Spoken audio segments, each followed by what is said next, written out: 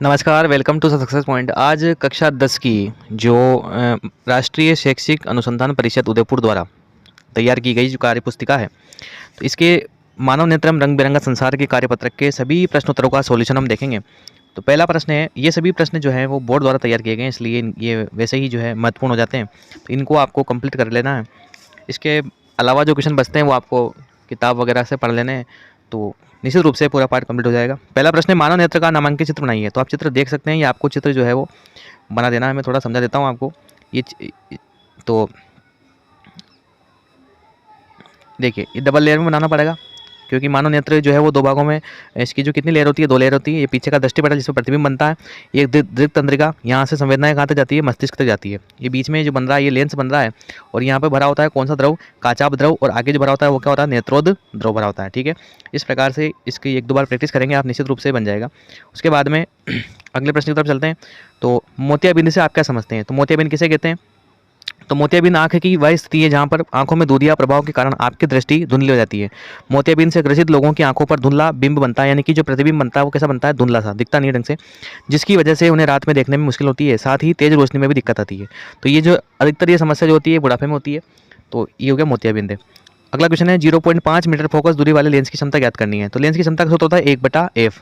बस ध्यान रखना पड़ता है कि फोकस दूरी कायम होनी चाहिए हमेशा मीटर में। तो सवाल में मीटर में दी हुई है अपने को, तो 1/0.5 करेंगे, दशमलव हटाएंगे यहाँ से तो ऊपर 10 लग जाएगा, मतलब 0 आ जाएगा, और भाग देंगे 5 का तो कितना आ जाएगा, 2। और 2 जब आएगा तो ये किसकी 2 क्या आएगा, लेंस की क्षमता आएगी। लेंस की क्षमता का मात्रक क्या होता है, डायप्टर, तो इसके पीछे क्या लिख देंगे अपन, डी। 2 डायप्टर इसका आंसर आ जाएगा। आगे बढ़ते हैं, जरा दृष्टि दोष क्या है? जरा दृष्टि दोष वैसे बुढ़ापे में होता क्या है? जरा दृष्टि दोष यानी कि प्रेस बायोपिया भी इसको कहते हैं अंग्रेजी में। व्यक्ति दूर और पास की वस्तुओं को स्पष्ट नहीं देख पाता, मतलब दूर की भी नहीं दिखेगी और पास की भी नहीं दिखेगी। ऐसे दोष का निवारण जो है द्विफोक्सी लेंस द्वारा करते हैं, यानी कि उत्तल और अवतल दोनों प्रकार के मिक्स लेंस को मिक्स करके चश्मा बनाया जाता है। तो इसका निवारण इस प्रकार से संभव है। अगला प्रश्न है, जब हम एक नेत्र से देख सकते हैं तो हमें 2 नेत्रों की आवश्यकता क्यों पड़ती है? तो सही बात है, एक नेत्र से अगर दिख रहा है तो 2 की क्यों जरूरत पड़ती है? क्योंकि एक नेत्र से हम पूरा नहीं देख पाते हैं। ठीक है, तो एक नेत्र से जो हम देख पाते हैं वो कितना देख पाते हैं, मात्र 150 डिग्री, और 2 नेत्रों से हम कितना देख पाते हैं, 180 डिग्री, यानी कि दृष्टि जो परास है ना वो देखने की वो बढ़ जाती है 2 नेत्रों से।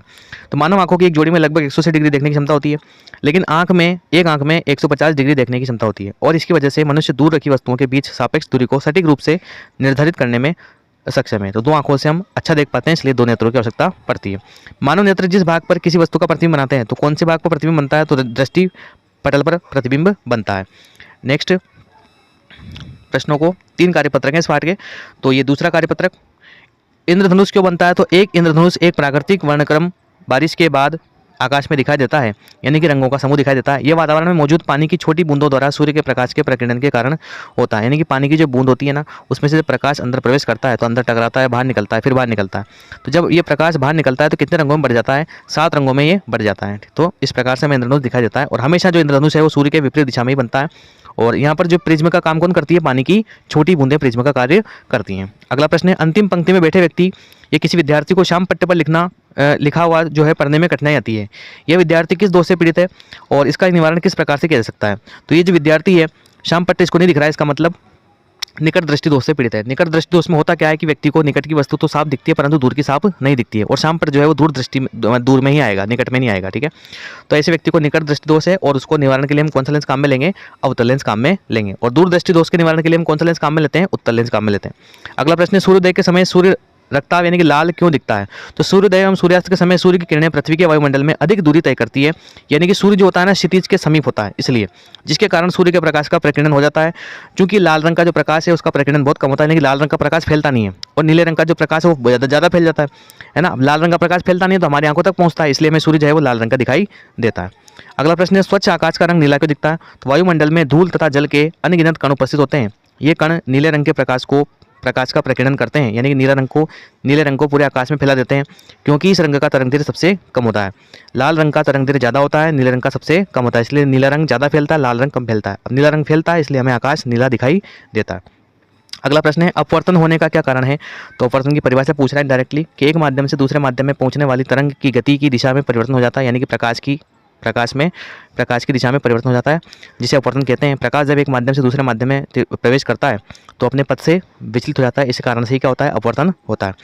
अगला प्रश्न है, निकट दृष्टि दोष निवारण के लिए कौन सा लेंस लगाएंगे? तो निकट दृष्टि दोष के लिए भी हाल अपन ने देखा था, हम अवतल लेंस लगाएंगे। ठीक है, अगला अंतिम कार्यपत्रक इस पाठ का, दृष्टिपरास किसे कहते हैं? दृष्टिपरास किसे कहते हैं? देखो, व्यक्ति का दूर बिंदु क्या होता है? अनंत, और निकट बिंदु क्या होता है? 25 सेंटीमीटर। यानी कि अपन 25 सेंटीमीटर तक देख सकते हैं और दूर बिंदु अनंत तक हम देख सकते हैं। इन दोनों के बीच का जो स्थान है उसको क्या बोलते हैं? दृष्टिपरास। तो परिभाषा देखिए, किसी आंख के निकट बिंदु और दूर बिंदु के बीच की दूरी को दृष्टिपरास कहा जाता है।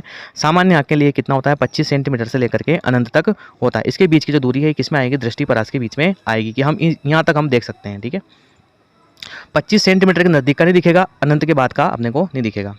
नेक्स्ट, दिया गया जो चित्र है नेत्र के कौन से दृष्टि दोष को दिखा रहा है? इसमें वस्तु का प्रतिबिंब कहाँ पर बन रहा है? तो देखो, ये जो प्रकाश की किरणें कट रही है वो यहीं कट रही है, जबकि इसको कहाँ कटना चाहिए था? दृष्टिपटल पर इसको कटना चाहिए था। इसका मतलब पहले कट रही है, तो हमें यहाँ पर कौन सा लेंस लगाना पड़ेगा? हमें यहाँ पर लगाना पड़ेगा अवतल लेंस, जो क्या करेगा? इन प्रकाश किरणों को थोड़ा सा फैलाएगा। अब ये जब फैला देगा तो फिर ये ऑटोमेटिक कहाँ कट जाएगी? सारी यहाँ पर कट जाएगी। ठीक है, तो हम इसके लिए अवतल लेंस लगा रहे हैं। इसका मतलब ये कौन सा दोष होगा? निकट दृष्टि दोष। कौन सा दोष होगा? निकट दृष्टि दोष। और इस कंडीशन में जो है प्रतिबिंब कहाँ बन रहा है? रेटिना दृष्टिपटल से कहाँ बन रहा है? पहले ही बन रहा है, यानी कि लाइनें कहाँ कट रही है? यहीं पे कट रही है। अगला, यदि परिचारिका नहीं होगी तो उसका नेत्र पर क्या प्रभाव पड़ेगा? क्योंकि परिचारिका क्या करती है? पुतली के आकार को नियंत्रित करने का काम करती है, यानी कि प्रकाश को, आंख में जाने वाले प्रकाश को कंट्रोल करने का काम कौन करती है? परिचारिका। तो परिचारिका नेत्र में प्रवेश करने वाले प्रकाश की मात्रा को नियंत्रित करती है। यह पुतली के आकार को भी नियंत्रित करती है। जब प्रकाश की तीव्रता कम होती है तो पुतली फैल जाती है, और तब सिकुड़ जाती है जब प्रकाश की तीव्रता ज़्यादा होती है, ताकि नेत्र में कम प्रकाश प्रवेश कर सके। अगर ये नहीं होगी तो फिर क्या होगा? ज़्यादा मान का प्रकाश आंखों में जाएगा और आंखों के अंदर जो संवेदी अंग हैं बारीक बारीक से, उनको क्या कर देगा? ये नष्ट कर देगा। ठीक है, तो आंखों को नुकसान हो जाएगा। प्रश्न नंबर 4, यदि एक व्यक्ति द्विफोक्सी लेंस वाला चश्मा लगाता है तो उसे कौन सा नेत्र रोग है? द्विफोक्सी कब लगाते हैं? जब बुढ़ापे में लगाते हैं, जब दोनों प्रकार के दृष्टि दोष उत्पन्न हो जाते हैं। जरा दृष्टि दोष, यानी कि जब व्यक्ति को निकट का भी नहीं दिख रहा है और दूर का भी नहीं दिख रहा है, तब ऐसी कंडीशन में दोनों प्रकार के लेंस काम में लेते हैं। प्रश्न नंबर 5, यह चित्र जो है वो प्रकाश की कौन सी परिघटना को दर्शा रहा है? इसे स्पष्ट कीजिए। तो ये चित्र है प्रकाश का वर्ण विक्षेपण बता रहा है, यानी कि यहाँ से श्वेत सफेद कलर का प्रकाश अंदर प्रवेश कर रहा है और प्रिज्म में से बाहर निकलते समय कितने रंग का प्रकाश निकल रहा है? 7 रंगों का। ठीक है, जब सूर्य का प्रकाश किसी प्रिज्म से गुजरता है तो वह अपने अवयवी रंगों में विभक्त हो जाता है। अवयवी का मतलब जिनसे वो मिलकर के बना होता। इस घटना को वर्ण विक्षेपण कहते हैं। इस प्रकार से उत्पन्न विभिन्न रंगों के समूह को हम क्या बोलते हैं? स्पेक्ट्रम कहते हैं। इस स्पेक्ट्रम के एक सिरे पर लाल और दूसरे सिरे पर बैंगनी रंग होता है। ठीक है, तो ऊपर लाल है और नीचे कैसा है? बैंगनी। अगला प्रश्न है, प्रिज्म कोण को परिभाषित कीजिए। तो प्रिज्म कोण देखो आपको दिख रहा है, ये जो कोण है ना, ये वाला, इसको क्या बोलते हैं? प्रिज्म कोण। ठीक है, तो परिभाषा क्या है कि प्रिज्म के दो पार्श्व अपवर्तक पृष्ठों के बीच का कोण प्रिज्म कोण या अपवर्तक कोण कहलाता है। इसे हम किससे प्रदर्शित करते हैं? ए से। इसको हम किससे प्रदर्शित करते हैं? ए से। अगला प्रश्न, नेत्र के लिए सुस्पष्ट दर्शन की अल्पतम दूरी, न्यूनतम दूरी कितनी होती है? हम जानते हैं 25 सेंटीमीटर होती है, तो इसका आंसर हो जाएगा 25 सेंटीमीटर। तो इस प्रकार से इस पाठ के कार्यपत्र के सभी प्रश्नों को हमने विद सॉल्यूशन देखा। आशा करता हूँ वीडियो आपको पसंद आएगा। मिलते हैं नेक्स्ट वीडियो में नेक्स्ट कार्यपत्रक के साथ। धन्यवाद।